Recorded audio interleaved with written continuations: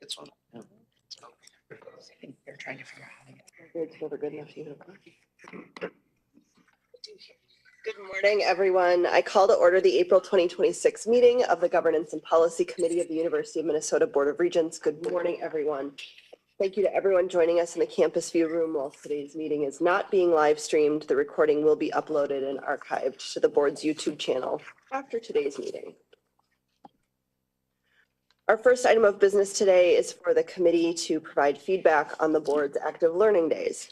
Presenting this item are Associate Secretary Jason Langworthy, Assistant Executive Director Marlo Welshins, and Communications and Engagement Manager Krista Overby. Associate Secretary Langworthy, would you like to kick us off? Yes. Chair Verhalen, members of the committee, good morning. So we wanted to get your feedback today on specifically the active learning components that the board created when they adopted a new sort of meeting schedule last June. So just as a reminder, that new meeting schedule did a few things. It shifted the regular meetings, the 6 regular meetings, more evenly spaced across the academic year. We used to have a few meetings that were stacked up close to each other and then big gaps. So spreading those across 6 and 5 of those have committees. We then added some topic-specific meetings because there are things that always happen in the academic year that are necessary and that can't shift. So things like tenure, adopting the budget before the start of the new fiscal year on July 1st. And so we added some specific times for those items. We also, then in the months when you don't have regular meetings, we added some special meeting holds as a way to just carve out some time on your calendars, knowing that you are all, as volunteers, very busy individuals with other commitments. And so having those opportunities, if needed, to be able to use that time. Then the other thing that we did in some of those off months, in 3 to 4 of those off months, is we created these active learning days. And the active learning days, if you'll recall, the objective of those was to really build on prior engagement activities that the board office had coordinated with students, faculty, and staff across the university. So the opportunity for you to meet and to visit with those individuals. Those engagement activities were often set around themes, but sometimes not as directly related to sort of the board's priorities or to elements of the university's strategic plan. So with the active learning days, the objective was to do 2 things. One, with your 6 regular meetings, there are often topics that come forward that are providing you with some education, some groundwork that then you'll need later when the president brings forward recommendations or engages you as a thought partner in strategic conversations. You need some background for that. And typically those presentations were often very passive in the boardroom or at the committee level. So we've taken those elements of those educational topics and we've placed them into these active learning days where you can be in the spaces and places and talking directly to those individuals who are doing that work so that later when those strategic items come up, you've been in those places, you've seen the work, you've engaged with those individuals. Or for example, when you go down the other end of University Avenue and you're advocating for the university, you've seen the Capitol facilities or you've been in those spaces that the university is requesting. So we've really tried to be very intentional with these active learning days to connect it to the board's priorities and to advance the Elevate Extraordinary 2030 University Strategic Plan. And so to help remind you of some of the great things that the board has engaged in this year, I'll turn it over to our Communications and Engagement Manager, Krista Overby. Thank you, Chair Verhalen, members of the committee. We'll just do a recap of what happened in September 2025 as you were there. This will all sound familiar, but the first active learning day took place on the St. Paul campus and focused on the work of the President's St. Paul Campus Task Force. The day started with a narrated driving tour of the St. Paul campus to help Regents get bearings of the campus. And it was paired with a walking tour focused on the student experience where Regents heard from students across the academic disciplines that are hosted in St. Paul. Lunch with faculty offered time to engage directly with small group conversations and to hear directly from faculty about their research and their vision for the future interconnected futures vision. The afternoon included a walking tour focused on academics and community engagement, which featured visits to the Food Science and Nutrition Building, the Animal Sciences Building, the Veterinary Medicine Clinic, and the Raptor Center. The day wrapped up at the Bell Museum, where Regents learned about community engagement initiatives. And throughout each portion of the September active learning, the board visited key buildings, heard from faculty, staff, and students, and ultimately, the day served to advance the board's understanding of the St. Paul campus as future items come before the board. Then, 2 months later, in November, the board's active learning focused on academic health sciences. The day started off with a luncheon and with faculty to understand the university's innovative approaches to health sciences and immersive learning experiences. Regents then met with students in a hybrid classroom to learn about their programs and gain a better understanding of the multidisciplinary approach to health sciences education at the University of Minnesota. The group visited the University of Minnesota Medical Center, engaging with clinical faculty, staff, and students throughout a tour of key areas. The afternoon featured hands-on visits to both the School of Dentistry and the School of Nursing. At the School of Dentistry, Regents participated in dental simulations and heard about building needs, current limitations, and future opportunities related to this current year's capital request. And then Regents engaged in virtual reality simulations at the School of Nursing and learned about how the School of Nursing is addressing workforce shortage needs in our state. Overall, November's active learning provided an opportunity for the board to deepen its knowledge of the academic health sciences at the university. Then in May, we'll close out this year's active learning cycle with a focus on the day in the life of a student. This day will feature various elements of student affairs, including portions with recreation and wellness, one-stop student services, housing and residential life, amongst other areas that are still being planned and developed. While the focus may primarily, as part of this day, be on the undergraduate student experience, there'll be elements that touch on professional and graduate student life. And throughout the May day, we're hoping that Regents will come away with an idea of what a typical day in the life of a student looks like, seeing the, Associate Secretary Langworthy mentioned, the places and spaces that students interact with regularly.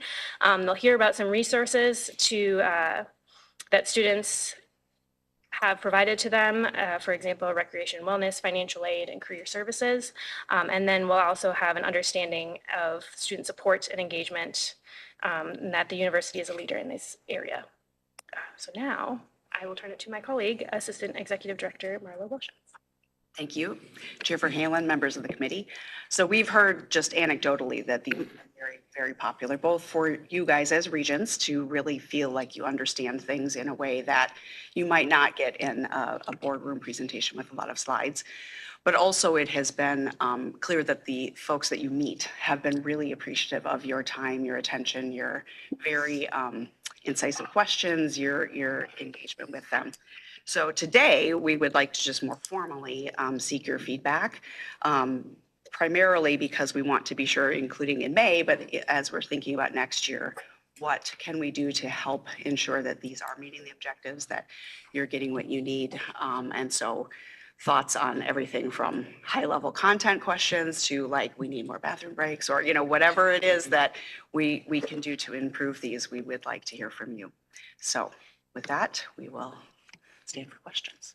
Thank you. As people gather their thoughts, I have a couple that I just want to share. One is thank you for putting in all the time and effort to do this. So when we first joined the board, when those of us senior regents joined the board, there was none of this. The closest thing we had to anything like this were onboarding days, and onboarding days were very technically driven. What's the campus look like? Who's the leadership? move on to the next one. And so there was a very conscious and purposeful effort a couple years ago to meet people where they are. To say we're going to go out and meet with individuals. We have 5 campuses across the state. We have many outreach centers across the state. There are many different ways and opportunities to interact with the university community, and we need to find ways to do that more creatively. And so a huge thank you to the OBR staff for being so thoughtful in helping us put these together. I would say last year felt like the first full year of this. We were doing a little bit of it at the end of the school year before, but last year felt like the first full year of it. And we were learning as we went, but it was really valuable and really helpful, and I think really important to the work that we do. A couple things that I want to highlight that weren't on these slides before I ask for other questions and comments from the committee. So in addition to these active learning days, there are other visit days that we as Regents have out to the campuses. I know there was one, I think it was this fall. I'm not even going to estimate the date, at Rochester, maybe it was November, where several Regents went. It was an onboarding, but OBR does a really good job of incorporating a lot of different things into onboarding than what it was when I started. And there's another one, I believe, next week. Duluth. A week and a half. Thank you. Up in Duluth, same kind of thing, meeting a lot of different people in a lot of different ways. And so those aren't highlighted on these slides, but they are opportunities where Regents are going out and meeting our community in different ways, shapes, and forms. And so I really appreciate that. I also know in July, we will have a very unique opportunity to see the northernmost part of our state and the work that's being done up there. And so really appreciate those opportunities as well. So opening it up for other questions or comments. Regent Johnson.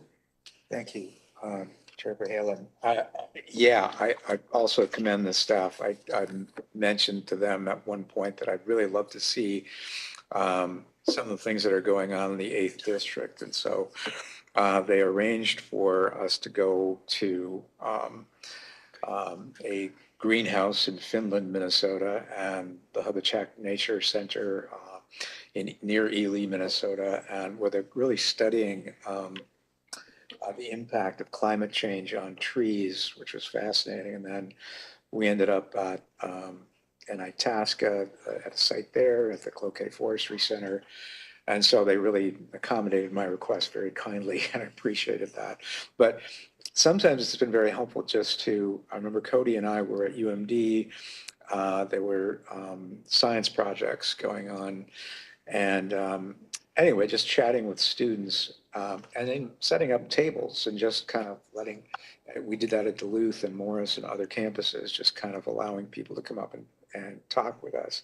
And the profs at Duluth, who I knew, a lot of them, they said, we haven't seen this before. We haven't seen Regents just come and meet with us. So I think that is an important aspect of what we can do. I know it takes time and effort to put all that together, but I thought all of those experiences were really good for me learning more about the campus and campuses, and the outreach centers especially are doing this incredible work. And they are the face of the University of Minnesota in that, wherever they, Finland, Minnesota, and Ely, Itasca, Cloquet, et cetera, that people are like, oh, this is the University of Minnesota, you're being active. So anyway, and the people at work that were very happy to see us too. So anyway, yeah, and I commend the staff on how that together.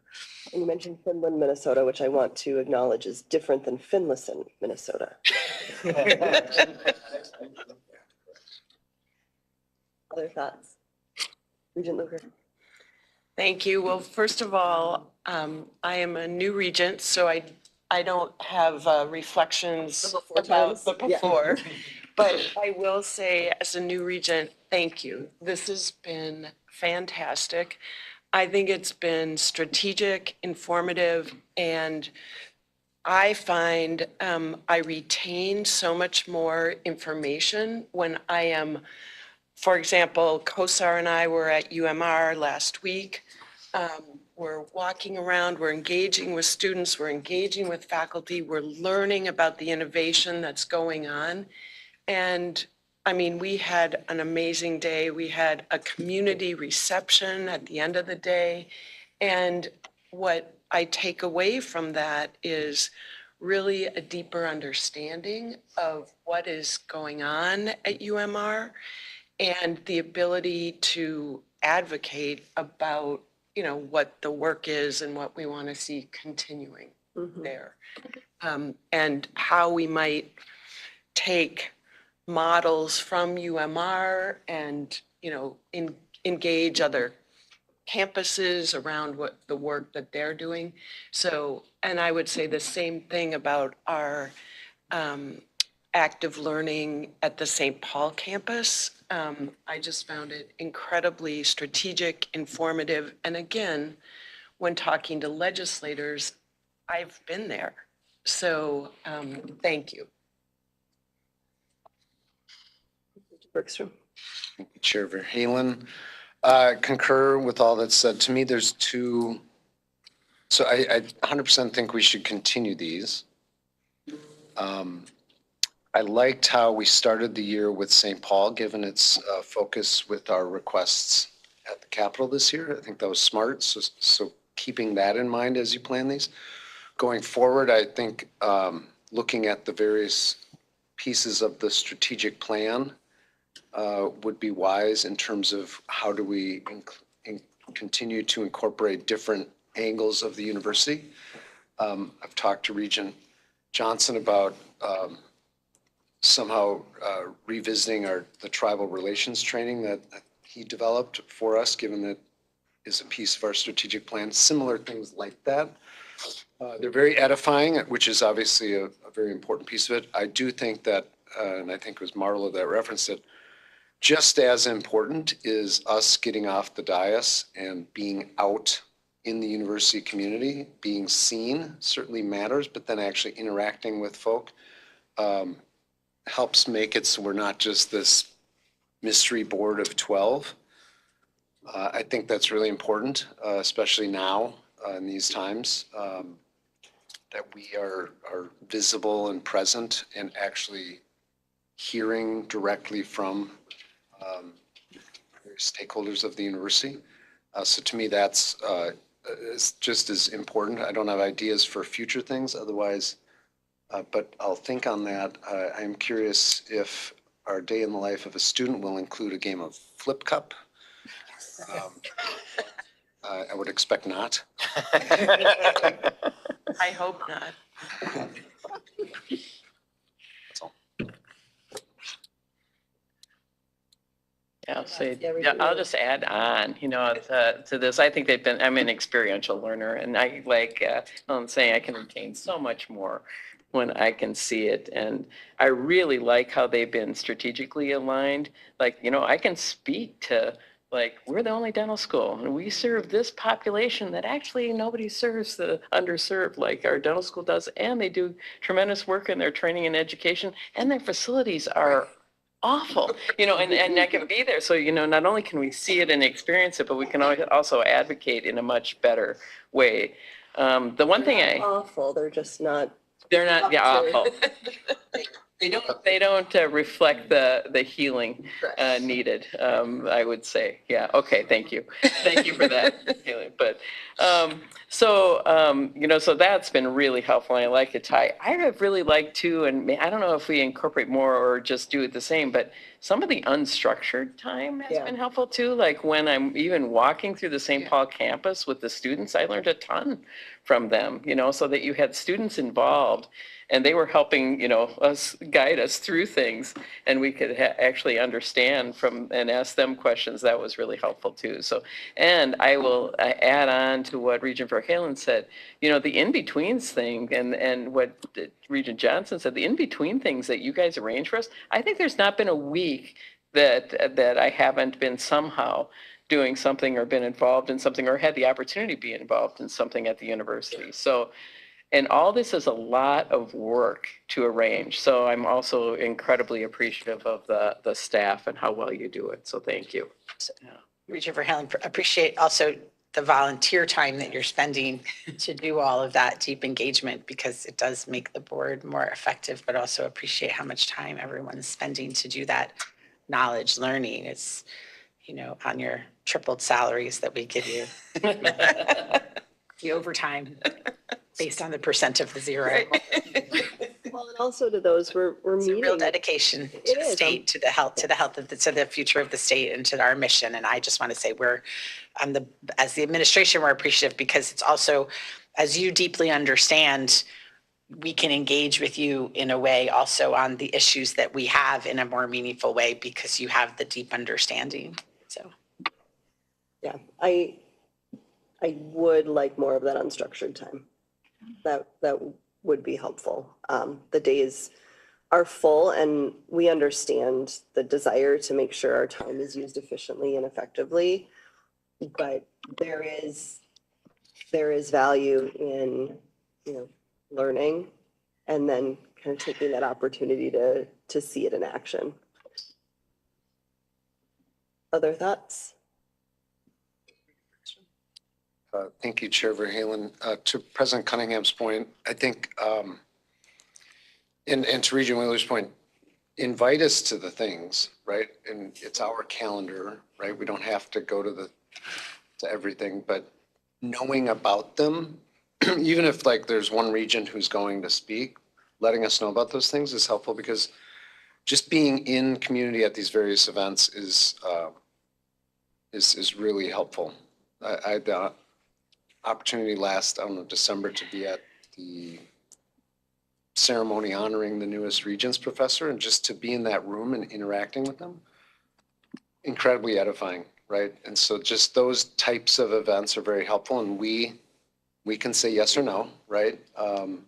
But it's those additional things every week are very, I think, helpful just to certainly know about and then attend as we can based on calendar.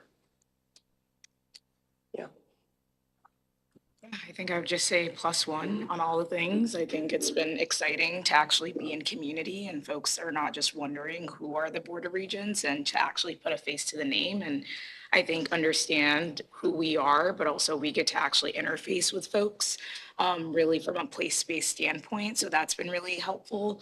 I think having a little bit of some unstructured time, maybe a little bit more time for bathroom breaks, that would be nice. That would be nice. But there's a lot to juggle. I think it's really been very multifaceted. I think it's been really reflective and intentional how it's been designed. Just being able to hear from the entire gamut of folks, right, from faculty, staff, frontline folks, actually seeing some of the challenges. Like we were at UMR just last week, and so we got to actually envision, right, what that 5-acre plot of land looks like, right, and really see it from a 30,000-foot level from the chancellor and community members and some of the construction that's been happening in some of their innovative spaces. And so to actually see like what we're going to, our counterparts at the legislature with was like really critical. I think the other element is, to Joel's point, is how do we have more understanding of like the tribal relations element, right? And I think that is an opportunity for just not only both us as like the board, but I think also for folks in the administration. And so I know we have a strong arm of tribal relations within the our campus university system, but I think just the work that Tad has done around that curriculum, I've had an opportunity to interface with that in Prairie Island, and it's phenomenal. And so just thinking about that for future elements, but yeah, thank you guys for setting this always up for us. Do you all have what you need? Mhm. Well, thank you very much for all of the work that's gone into this and for the presentation. Appreciate it. Our second item is a high-level overview of emerging trends and best practices for governance of artificial intelligence across higher education. Presenting this item are Committee and Policy Coordinator Maggie Marcassani and Communications and Engagement Manager Krista Overby. First, Executive Director Steves, would you like to see this item up?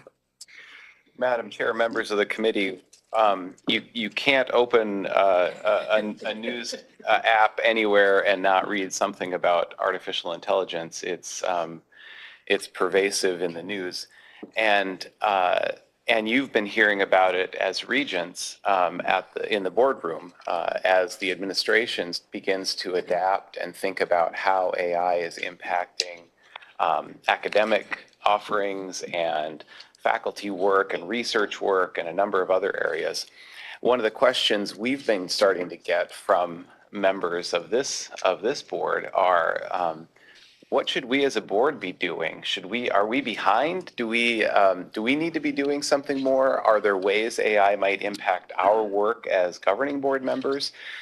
And so we engaged in a mini project to answer those questions and give you, at least at this point in time, this is a snapshot because this thing is so dynamic that this 6 months from now could be outdated information. But as of right now, we have some answers to those questions, and we wanted to share that with you. We've had a really good opportunity to engage with other Big Ten colleagues through networks that we have there. We've also recently, the staff and several regents have been at the AGB conference. We were able to engage there and learn more there. And we've also done some benchmarking outside of those channels as well. So we want to share that with you and give you, as I said, a snapshot of where things stand as of right now. Great. Please go ahead. Thank you, Chair Verhalen, members of the committee. As you're all aware, artificial intelligence is everywhere and very vastly expanding its impact on higher education.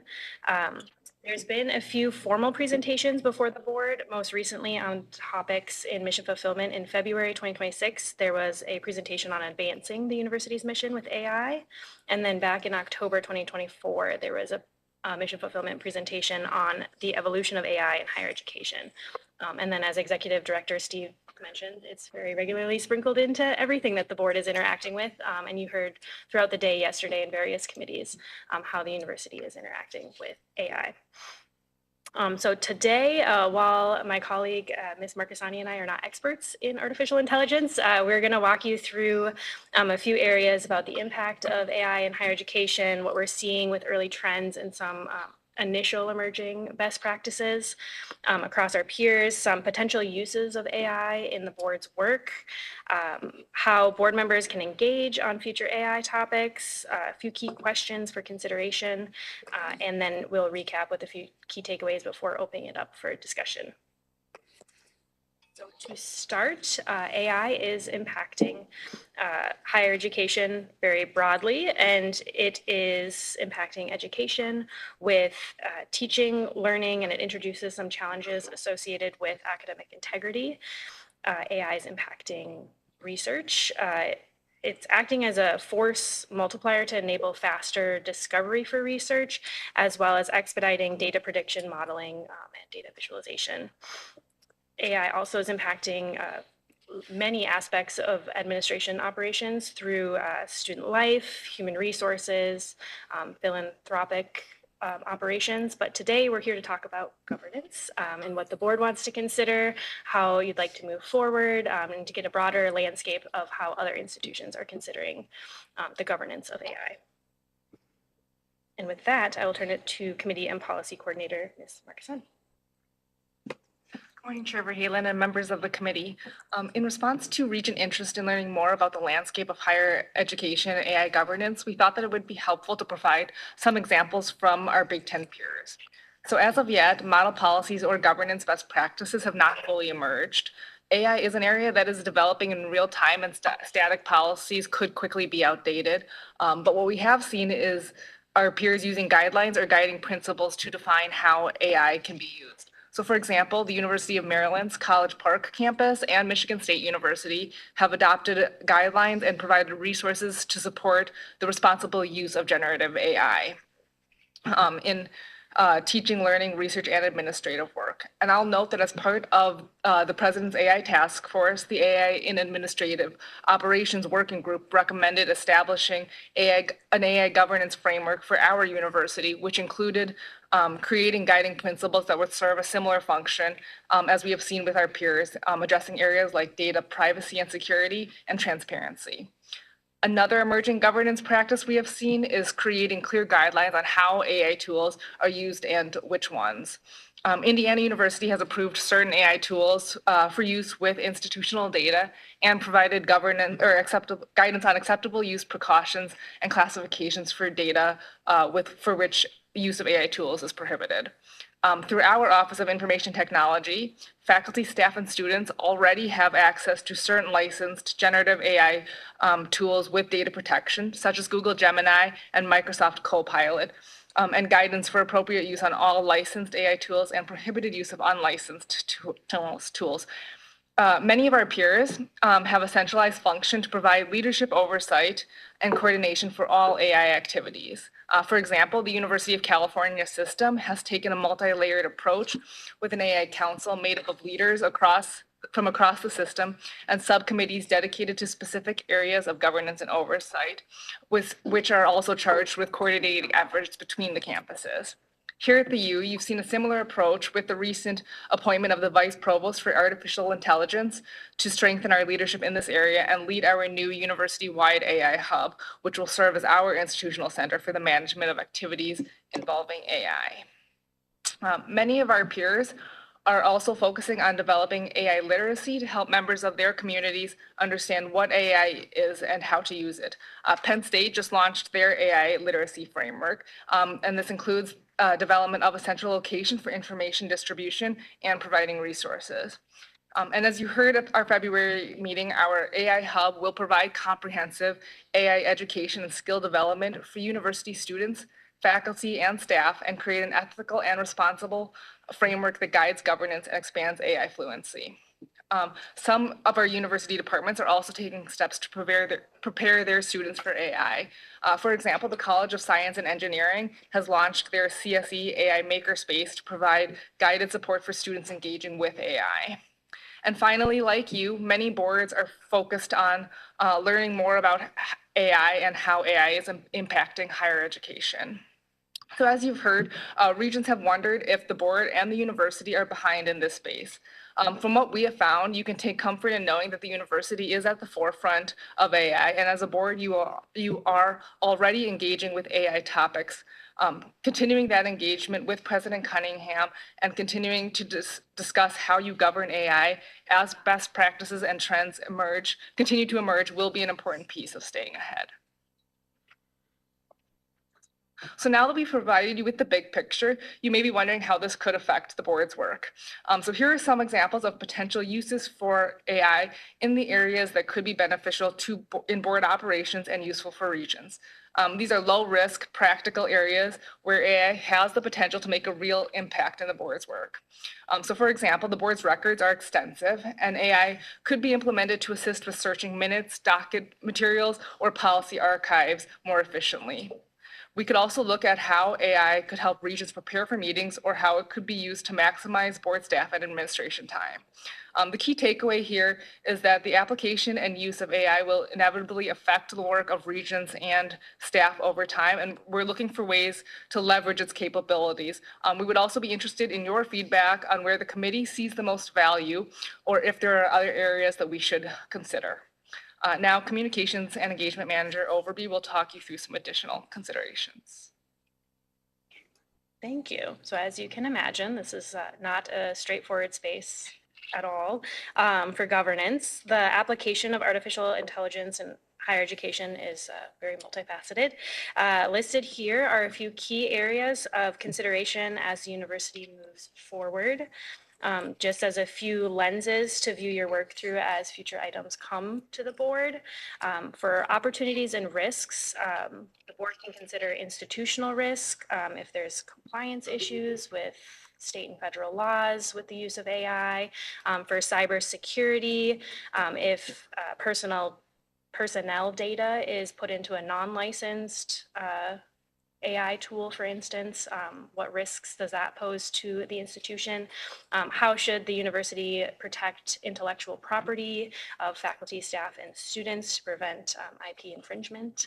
And then regulatory compliance, just broadly, higher ed is a highly regulated space. How does the board want to proceed in any regulation compliance matters for the use of AI?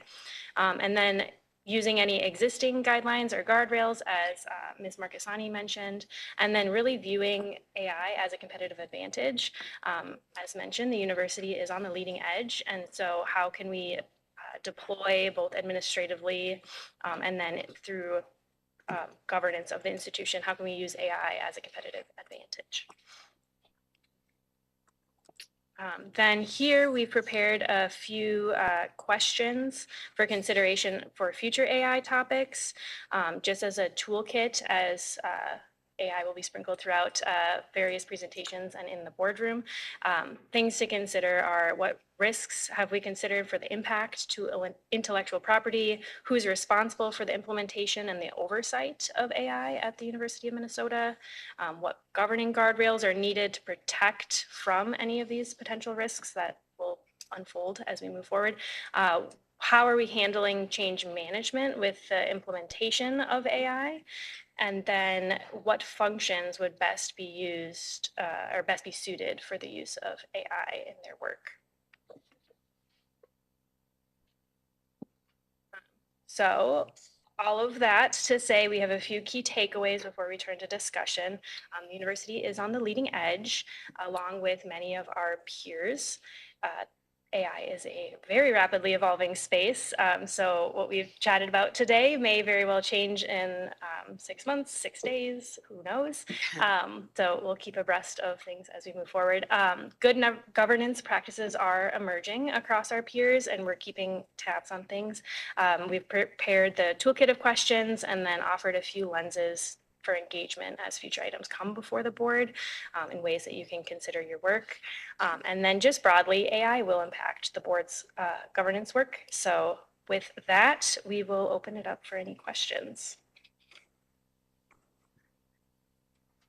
Go back to the question slide just so everyone has those things.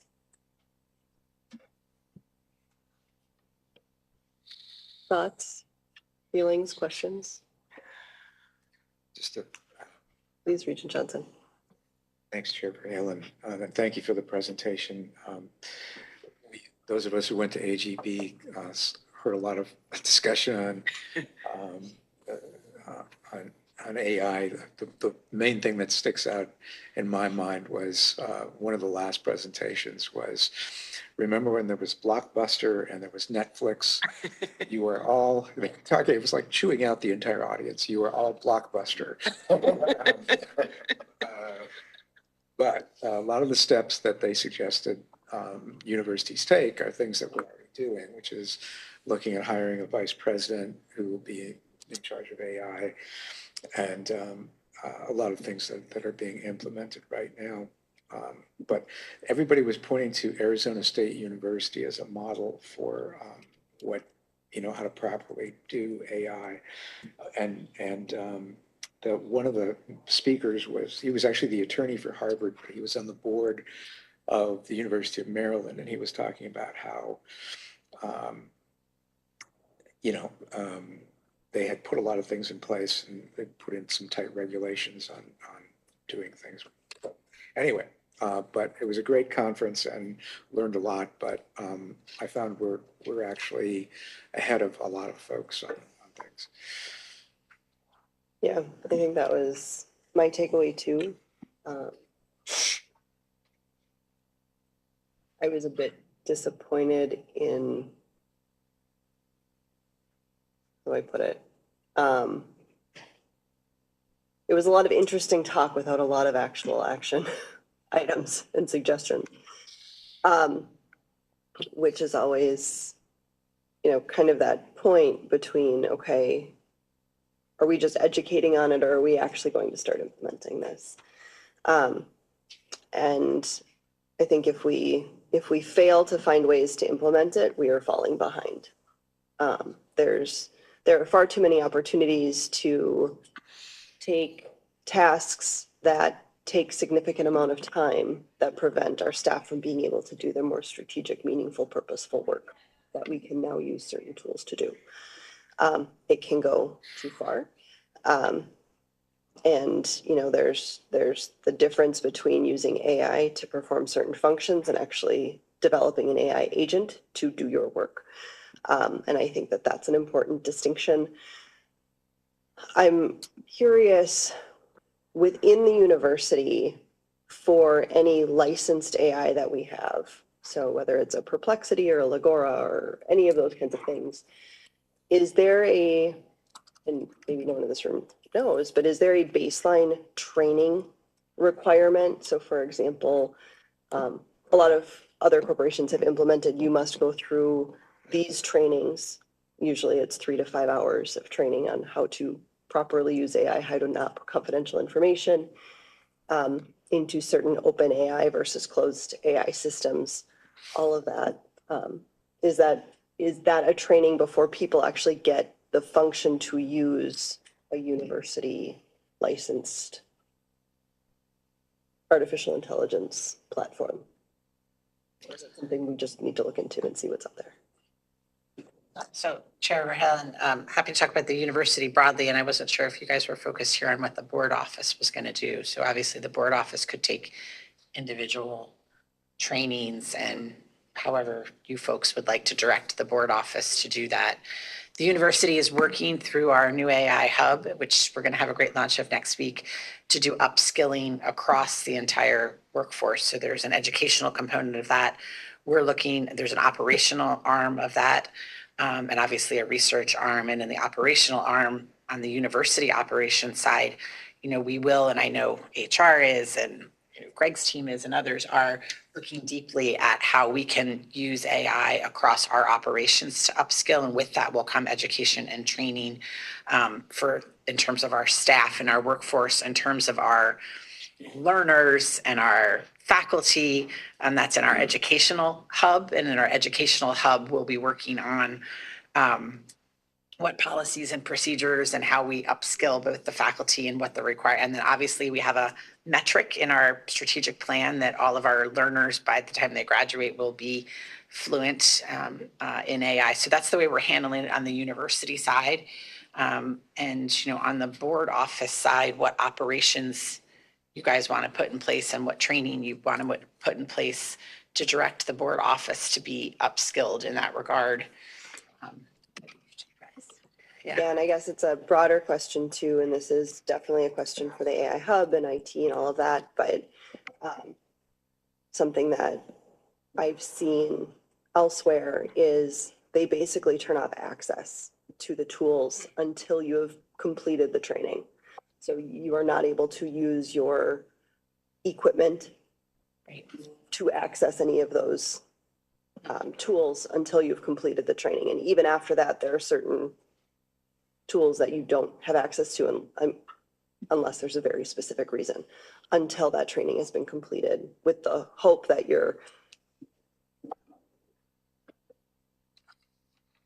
paying attention to the training.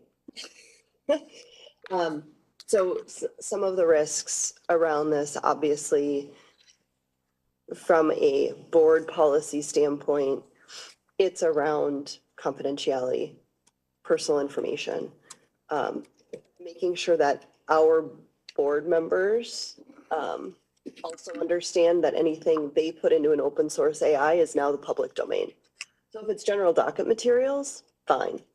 But if it's information we're getting from council, from the board office, from each other, it may not be data that should be put into an open source AI, especially if it's coming from our attorneys, and that's a whole separate conversation. We can have one of those later. We'll have you speak next time. But there are the case law that's developing around this and how people are using open source models and what information they put into them that courts have found breaks attorney-client privilege doesn't necessarily have to be a memo from the attorney. And it is very risky from that perspective. But it can also be an incredible tool. And I think there are opportunities for our staff to be using, licensed AI tools, which the way I'm using that term is having access to an LLM that's pulling data from outside of your interface, but not sending any of the data you are putting in it to teach the model any further other than your internal environment. To use those tools for purposes of putting together our agenda, for synthesizing some of our board materials. I think there are opportunities where our 500-page board materials could be synthesized into a memo to start with all the supporting information after, which then gives us the opportunity to say, okay, here are the key points, and saves a lot of not just OBR staff time, but other administrative staff time in putting together those materials, preparing for these meetings, et cetera, so they can focus on other parts of their job.